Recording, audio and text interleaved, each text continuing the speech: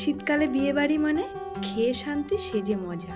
কিন্তু দুঃখের কথা কি আর বলবো তোমাদের সঙ্গে, এই শীতে একটাও বিয়ে বাড়ির নেমন্তন্ন পেলাম না। যদিও বা একটা জন্মদিনের নেমন্তন্ন পেলাম, তাও আবার দিনের বরমশাইয়ের সঙ্গে কোথাও যাওয়া মানে তাড়াহুড়া, তাই আর সাজা হলো না।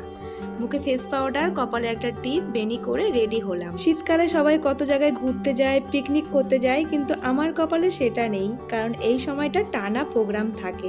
সোজা চলে এসেছি জন্মদিন বাড়িতে। প্রথমে পাতে পড়লো নান, আলুর দম, পোলাও, চিকেন কষা, চাটনি, পাঁপড়, দুরকম মিষ্টি, আইসক্রিম, হজমোলা, সব শেষে দিল কেক। আর কেক দিতে ভুলে গেছিল, কারণ আমরা কেক কাটিং এর সময় ছিলাম না। বাড়িতে এসে দাদুকে আর ঠাম্মাকে নিয়ে চললো মেলা। আমার বাপের বাড়ির ওইদিকেও মেলা হচ্ছিল, তাই মা ছেলের জন্য খেলনা, দিদির মেয়ের জন্য পুতুল, আর আমাদের জন্য নিমকি, বাদাম, জিলাপি, মালপোয়া, পিঠে, গুড়, চালের গুঁড়ো, নারকেল, এইগুলো নিয়ে এসছে। রাত্রেবেলা ছেলেকে ফেনা ভাত খাওয়ালাম। আজকে ভিডিওটা